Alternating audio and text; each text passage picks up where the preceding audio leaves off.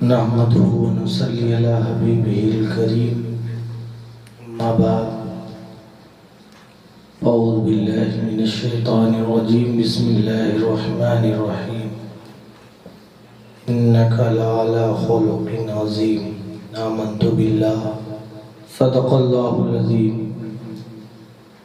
بارگاہ رسالت مآب صلی اللہ تعالیٰ علیہ وسلم میں درود پاک پڑھیں اللہم صلی علی سیدنا و شفیعنا و نبینا مولانا محمد بارک وسلم کما تحب و ترضى بأن تصلی علیہ. حضرات گرامی، آج تقریر کا عنوان اللہ کے رسول صلی اللہ تعالیٰ علیہ وسلم کا اخلاق. پیارے آقا صلی اللہ تعالیٰ علیہ وسلم کا اخلاق، گھر سے لے کر باہر کی زندگی آپ دیکھیں. آقا صلی اللہ تعالیٰ علیہ وسلم کا ایسا اخلاق کہ آپ کے بارے میں ہے کہ آپ بکریوں کا دودھ بھی اپنے دست اقدس سے نکالا کرتے تھے. یہ بھی اخلاق ہے. اور ضعیفہ کی گٹھلی کو اپنے سروں پر رکھا، یہ بھی اخلاق ہے. اور فتح مکہ کے موقع پر لوگوں کو معاف کیا، یہ بھی آپ کا اخلاق ہے. آقا صلی اللہ تعالیٰ علیہ وسلم کے اخلاق کے بارے میں مولائے کائنات، فاتح خیبر، داماد پیغمبر، خاتون جنت کے شوہر نامدار، حسن مصطفیٰ، شہید اعظم امام حسین رضی اللہ تعالیٰ عنہ کے والد گرامی، آپ فرماتے ہیں کہ اللہ کے رسول صلی اللہ تعالیٰ علیہ وسلم کے دور میں یہودیوں کے عالم، جو سب سے بڑا عالم تھا یہودیوں میں سے، آقا صلی اللہ تعالیٰ علیہ وسلم کو بطور قرض کچھ رقم دیا. آقا صلی اللہ تعالیٰ علیہ وسلم نے اس رقم کو لیا، لیکن اس نے یہ کہا کہ چند دن بعد، کچھ دن بعد، کچھ مہینے بعد یہ رقم ہم آپ سے واپس لیں گے. لیکن آقا صلی اللہ تعالیٰ علیہ وسلم قرض لیتے تھے. آپ کا یہ معمول تھا کہ لوگوں کے لیے قرض لیتے تھے اور دوسروں کے لیے قرض لیتے تھے. لیکن وہ رقم جو یہودی کے عالم نے دیا، آقا صلی اللہ تعالیٰ علیہ وسلم وقت سے پہلے وہ آیا، آنے کے بعد آپ سے کہا وہ رقم مجھے دیجئے. آقا صلی اللہ تعالیٰ علیہ وسلم نے کہا کہ وہ وقت تو ابھی نہیں آیا، لیکن کہا کہ وقت آیا ہو یا نہ آیا ہو، لیکن وہ رقم مجھے چاہیے، آج چاہیے. وہ بازد ہو گیا اور زمین پر بیٹھ جاتا ہے. آقا صلی اللہ تعالیٰ علیہ وسلم نے آپ کو بھی اسی جگہ پر بیٹھنے کے لیے کہا. آپ کا اخلاق کریمانہ دیکھو. پیغمبر ہیں، اللہ کے نبی صلی اللہ تعالیٰ علیہ وسلم کو اتنا بڑا اللہ نے رتبہ دیا ہے. آپ کو اللہ تبارک و تعالیٰ نے آخری نبی بنا کر بھیجا ہے. آپ کا اخلاق کریمانہ دیکھو کہ آپ زمین پر اس یہودی عالم کے ساتھ بیٹھ جاتے ہیں.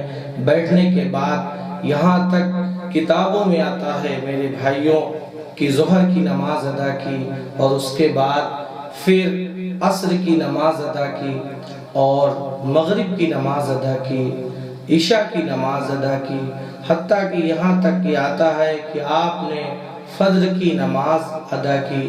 اس کے بعد آپ صلی اللہ تعالیٰ علیہ وسلم فجر کے بعد دیکھا جاتا ہے کہ سیدنا صدیق اکبر بھی موجود ہیں، فاروق اعظم بھی موجود ہیں، تمام صحابہ بھی موجود ہیں. لیکن کسی کو یہ ہمت نہیں، کسی کے اندر یہ جسارت نہیں کہ آقا صلی اللہ تعالیٰ علیہ وسلم کے بارے میں اس یہودی سے کچھ کہیں، لیکن آپ صلی اللہ تعالیٰ علیہ وسلم میں خاموش بیٹھے ہوئے ہیں کہ آپ نے قرض لیا ہے۔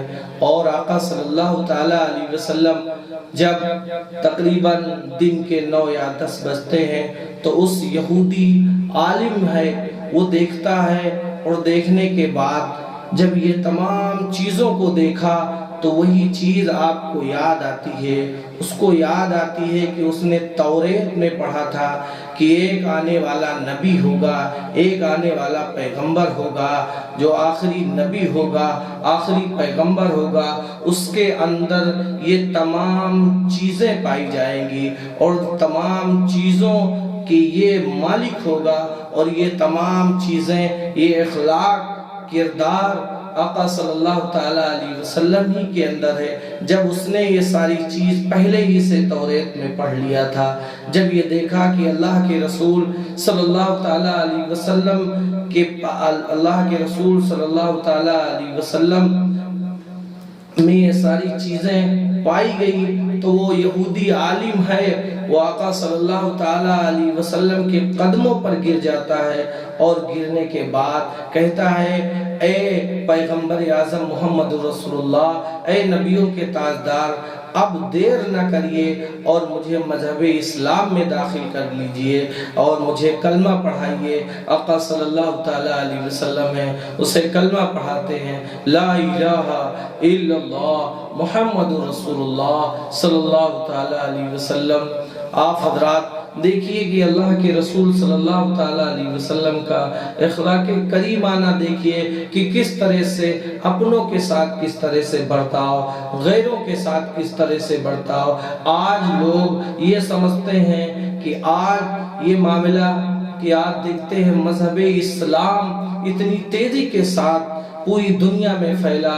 لوگوں نے پوچھا کہ کیسے اتنی تیزی کے ساتھ پھیلا، تو سوال کرنے والے نے سوال کیا تو جواب دینے والے نے ہی جواب دیا، مذہب اسلام اگر پھیلا ہے تو کسی اور بنیاد پر نہیں پھیلا، مذہب اسلام اگر پھیلا ہے تو وہ اخلاق کی بنیاد پر پھیلا ہے۔ جس طرح سے قرآن ارشاد فرماتا ہے انک لعلی خلق عظیم، اے محبوب آپ عظیم الشان اخلاق والے ہیں۔ اور آگے چلیے دیکھیے کہ بڑا ہی پیارا واقعہ ہے کہ کتنا گنہگار تھا، لیکن اللہ کے رسول صلی اللہ تعالیٰ علیہ وسلم کا اخلاق کریمانہ دیکھو۔